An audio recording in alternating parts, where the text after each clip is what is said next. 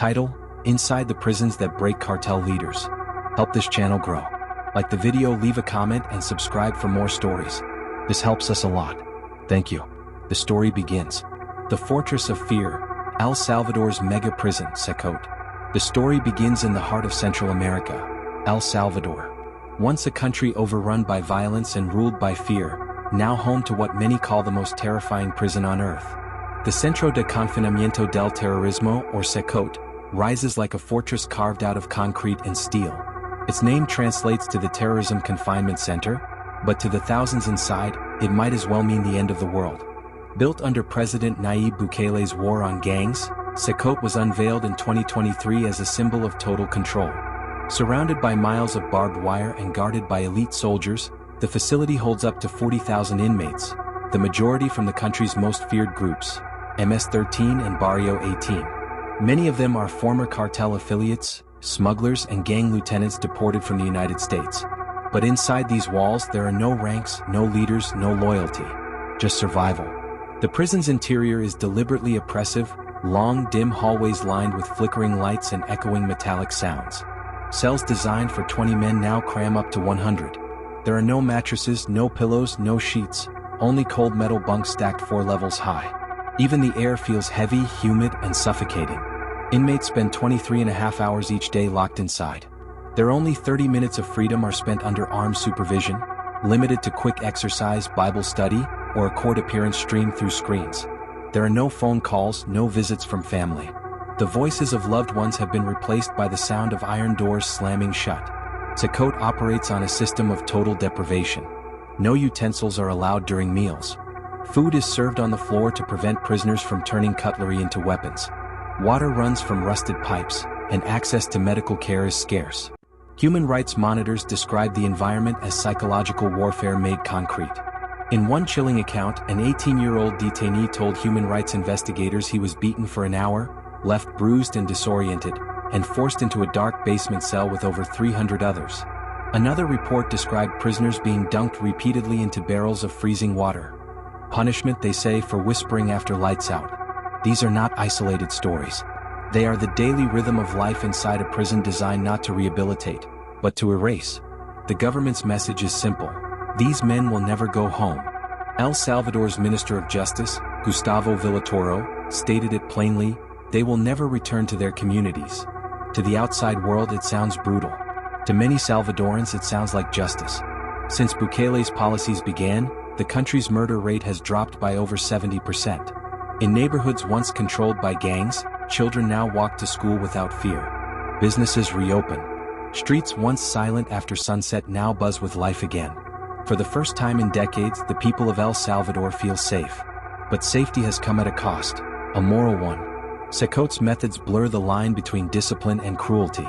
It is a place where even human rights fade into the shadows of the concrete walls. The United Nations has called it a black hole of human rights, a facility where oversight disappears, and the concept of rehabilitation does not exist. International critics warn that CECOT may become the blueprint for a darker kind of justice, one that prioritizes order over humanity. Still, for many Salvadorans, the trade-off is worth it. They see the prison as a necessary evil, a physical representation of strength in a country long haunted by fear. The world sees punishment, they see protection. At the heart of this moral paradox lies a question that echoes across borders. How far can a nation go to reclaim peace, before it loses its soul?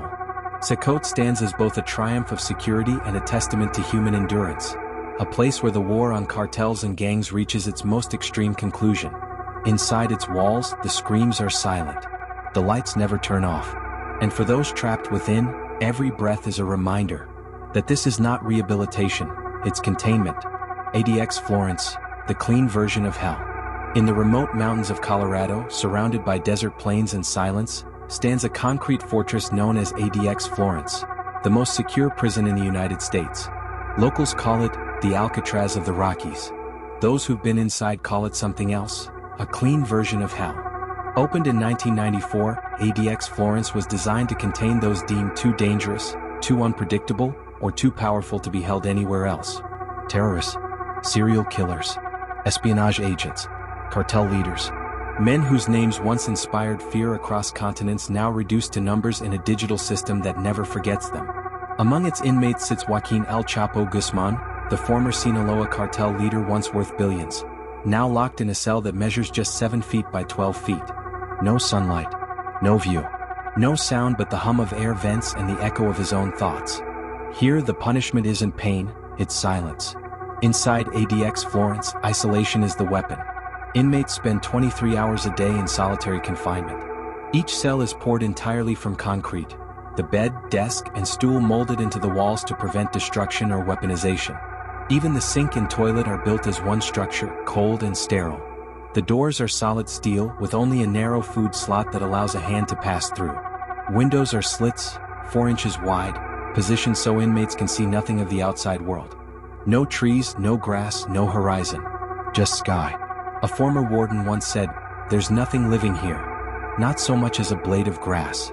When inmates are allowed outside, it's for 1 hour a day, in a small, concrete courtyard known among prisoners as the empty swimming pool. It's barely large enough to pace. Even there, they see only a fragment of sunlight through a caged skylight, designed to keep them disoriented. This is the essence of ADX Florence, control without contact. A place where the walls do not just contain the body, they crush the mind. The psychological toll is immense. Psychiatrists call it SHU syndrome, named after the prison's special housing units, a state of extreme mental breakdown triggered by prolonged isolation. Symptoms include paranoia, panic attacks, hallucinations, and self-harm. Some men begin talking to their own reflections in stainless steel. Others scream into the void, begging for voices that never answer. Jack Powers, once imprisoned for robbery, was sent to ADX after an escape attempt. There, he spiraled into madness, cutting off his own earlobes, chewing through his fingers, and injecting infected fluid into his body in acts of sheer desperation. The system's response was simple: move him to another cell. Even for those considered mentally stable, the silence becomes unbearable. Inmates describe counting cracks in the wall or reciting their crimes aloud just to hear another sound. It's a punishment without motion, where time itself dissolves. ADX Florence doesn't use guards with batons or chains. It doesn't need to. The architecture is the warden. The technology is the enforcer.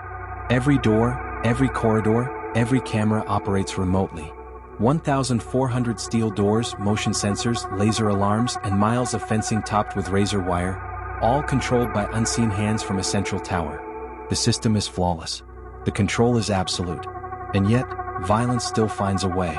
In 2005, 2 inmates, Sylvester Mayorga and Richard Santiago, murdered another prisoner, Manuel Torres, a member of the Mexican Mafia. Even in a place built to eliminate contact, hatred carved its way through concrete. For investigators, it was proof that human aggression can survive even total isolation. Over the decades, ADX Florence has faced criticism and lawsuits. In 2012, a class action suit accused the facility of abusing mentally ill inmates and failing to provide psychiatric care. 8 suicides between 1999 and 2017 highlighted what human rights lawyers called slow-motion psychological torture. But for the US government, ADX remains necessary, a final line of defense against chaos. Cartel leaders, terrorists, and murderers who once commanded armies now whisper to walls. Their empires erased, their influence contained. El Chapo's days follow the same rhythm as every other inmate. Wake up at 4 a.m. Eat alone. Exercise alone. Think alone. Once he ran an empire across oceans. Now he stares at 4 gray walls and imagines the desert outside that he will never touch again. To outsiders, ADX Florence may appear civilized. Clean floors, sterile corridors, a facility run by procedure and precision. But for those inside, it is a laboratory of human isolation, testing how long a person can endure being forgotten. There are no riots here. No screams. No chaos. Just an endless, echoing quiet that breaks even the strongest men. El Chapo himself once said through his lawyer, "I live in a world without sound." And that, perhaps, is the most chilling truth of all. At CECOT in El Salvador, prisoners are broken by force. At ADX Florence in America, they are broken by silence. Cartel kingdoms, where power never dies. Across the borders of Mexico, Colombia, Brazil, and Venezuela lie prisons built not to correct, but to contain. Each one a monument to fear, failure, and forgotten lives. Together, they tell a story that is both brutal and tragic. when the fight against organized crime becomes indistinguishable from cruelty itself. El Altiplano, Mexico, the fortress that failed. A few hours west of Mexico City, buried in the dry plains of Almoloya de Juarez, stands El Altiplano, Mexico's most infamous maximum security prison. On paper, it's impenetrable. 1-meter-thick concrete walls, motion sensors, underground tunnels sealed with steel gates and restricted airspace overhead. And yet, in 2015, it failed spectacularly. That year, the world watched in disbelief as Joaquin El Chapo Guzman, the same man now buried in silence at ADX Florence, vanished through a 1.5-kilometer tunnel dug directly beneath his shower floor. A tunnel complete with electric lighting, rail tracks, and an exit in a nearby farmhouse. It was the ultimate embarrassment for the Mexican government, and the ultimate proof of how deep cartel power runs. But behind that headline lies a darker truth. El Altiplano's conditions are grim, even for those who can't buy their way out. Inmates spend up to 23 hours a day confined in tiny cells.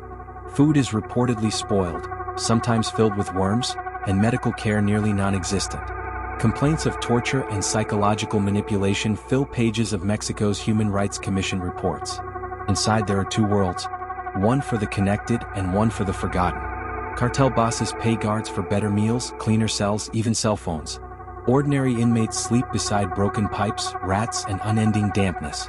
Here, power isn't gone, it's traded. The same money that built the drug empires now buys moments of comfort behind concrete walls. El Altiplano may have captured cartel leaders, but it never captured their influence. Cephariso No. 9, Mexico, the desert of despair. North, near Ciudad Juarez, the Cephariso No. 9 penitentiary sits in the barren heart of the Chihuahuan Desert. A landscape of dust and silence. A place so remote it feels like the end of the earth.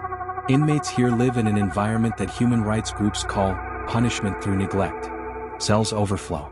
Water runs brown. Summers scorch at over 100 degrees Fahrenheit, and winters bite below freezing. 4 cartel members once feared on the streets. This place strips away even the illusion of power. Isolation isn't clean or calculated like ADX Florence. It's chaotic, suffocating. Overcrowded dormitories hold men packed shoulder to shoulder. The stench of sweat and rust never fades. The Mexican Human Rights Commission ranked Cephariso No. 9 among the country's worst prisons. And yet, in a country at war with its own criminal networks, it remains full, proof that the battle never ends, only moves indoors. In 2022, over 9,000 allegations of torture were filed across Mexico's prisons. Most will never be investigated. Most will never be believed. La Mesa, Tijuana, the cartel's playground turned graveyard. Farther west, on the border with California, sits La Mesa State Penitentiary, once called El Pueblito, the little village. For decades, it was not a prison, it was a kingdom. Inside, cartel bosses built entire homes. Tiled floors, private bedrooms, even small businesses. Families lived inside with them. Drugs, alcohol, and weapons flowed as freely as money. Guards were paid not to look. Until one morning in 2002, when the Mexican government launched Operation Tornado. Armored trucks rolled in. Thousands of inmates were transferred out. Families were forced to leave. The paradise turned to chaos overnight. The riots that followed killed 19 people and wounded dozens more. Today, La Mesa is a high-security prison, but its ghosts remain. The screams, the fires, the smell of smoke that still seeps through its concrete. Inmates describe daily life as hopeless repetition. No rehabilitation, little light, no end in sight. For the poor, it's survival. For the powerful, it's a pause. And for the dead, it's silence. La Picota, Colombia. The business continues. Travel south to Bogota and you find La Picota, one of Colombia's largest prisons. Here, the war on drugs comes full circle. The same men once hunted by the DEA and Interpol now run their empires from inside their cells. Bribes buy comfort, tiled rooms, televisions, even parties. In 2022, authorities discovered a 3-day celebration inside, complete with music, liquor, and gambling, organized by inmates who never lost their reach. For the wealthy, the walls are thin. For the poor, they're suffocating. Those without money live in pest-ridden cells with broken plumbing and almost no light. Mosquitoes and rats infest the blocks. Food is scarce. Medical care nearly non-existent. A Colombian court once declared the nation's prison system in a state of unconstitutionality. The words were legal, but the truth was human.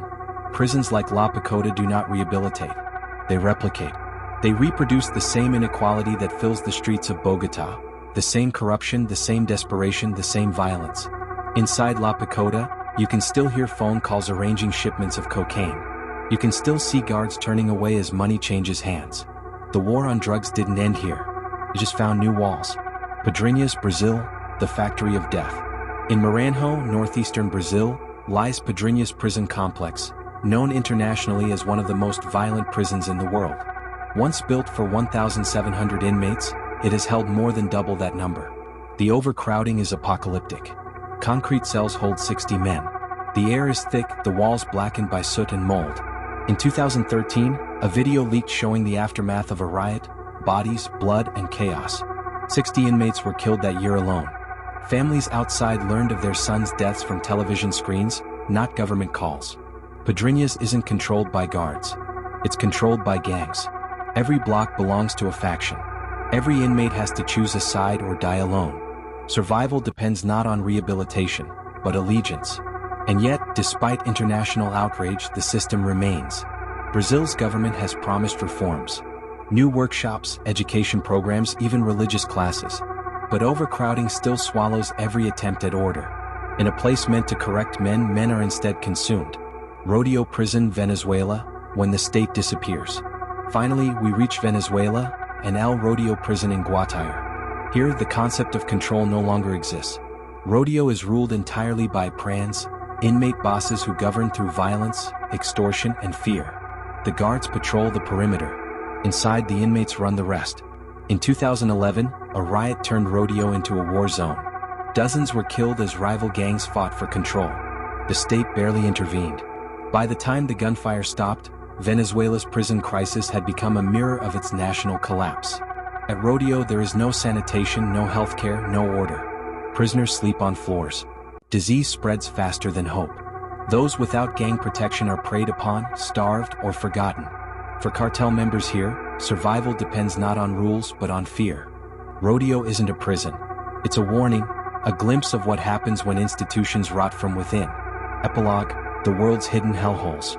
From the freezing altitudes of Peru's Calapauca prison to the tropical inferno of Pedrinhas, from CECOT's concrete silence to ADX Florence's psychological cage, these prisons are not just buildings, they are mirrors. They reflect our world's darkest trade-off, the balance between justice and humanity. For every cartel boss crushed by concrete walls, there are 100 nameless men who will never see daylight again. Men who are neither innocent nor entirely guilty, caught between punishment and oblivion. And as nations celebrate falling crime rates or tighten control, the truth remains buried behind steel doors and flickering lights. In trying to break monsters, we often build new ones, forged not in the streets, but in the shadows of the world's most inhumane prisons.